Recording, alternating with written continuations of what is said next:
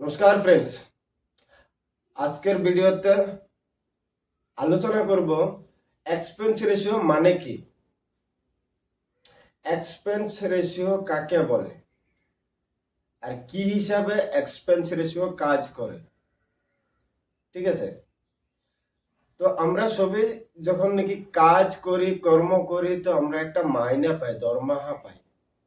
ঠিক আছে, তো মাইনা ছাড়া, দরমাহা ছাড়া কেউ কোনো কাজ করে না। ঠিক আছে, তো এরকম ভাবেই যখন নাকি একটা ফান্ড হাউসে যে কোনো একটা ফান্ডে লঞ্চ করে, বাকি অনেক কিছু এমপ্লয়মেন্ট দিয়ে, বাকি অনেক কিছু কর্মচারী রেখে একটা ফান্ড ম্যানেজার নিয়ে অনেক বিল্ডিং, লাইট, অনেক কিছু খরচা করে যখন নাকি একটা ফান্ড ম্যানেজ করে, একটা ফান্ড লঞ্চ করে, তারপর ওই ফান্ডে আমরা ইনভেস্ট করি, নিবেশ করি, বিনিয়োগ করি।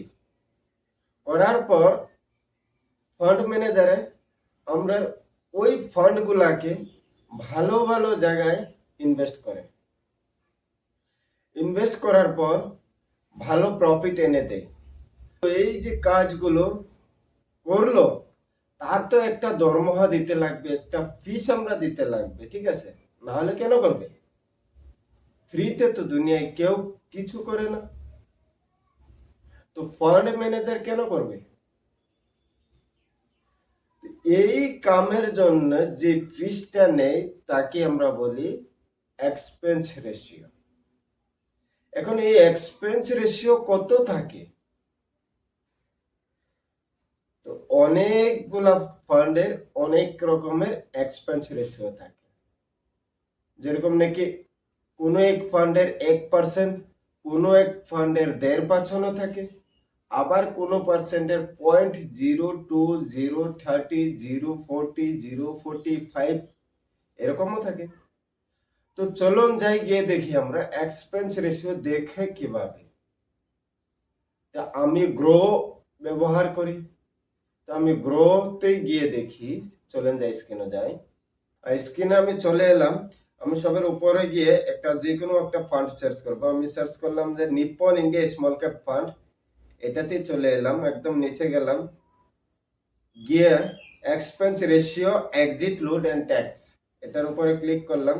তো সবের উপরেই দেখাচ্ছে যে এক্সপেন্স রেশিও 0.64%। ঠিক আছে, তো এই ফান্ডের 0.64% এক্সপেন্স রেশিও।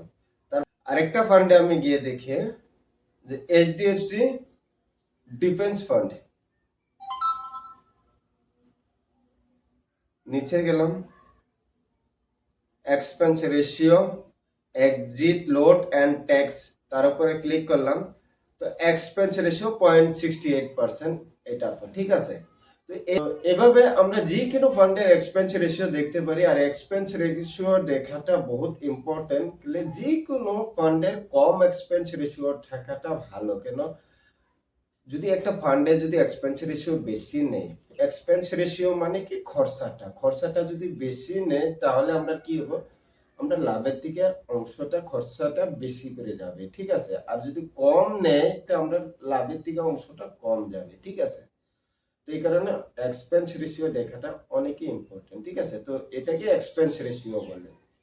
তো আশা করেছি বুঝেছেন। বুঝলে ভিডিওটাকে লাইক করবেন, কমেন্ট করবেন, শেয়ার করবেন, চ্যানেলটাকে সাবস্ক্রাইব করবেন। ধন্যবাদ।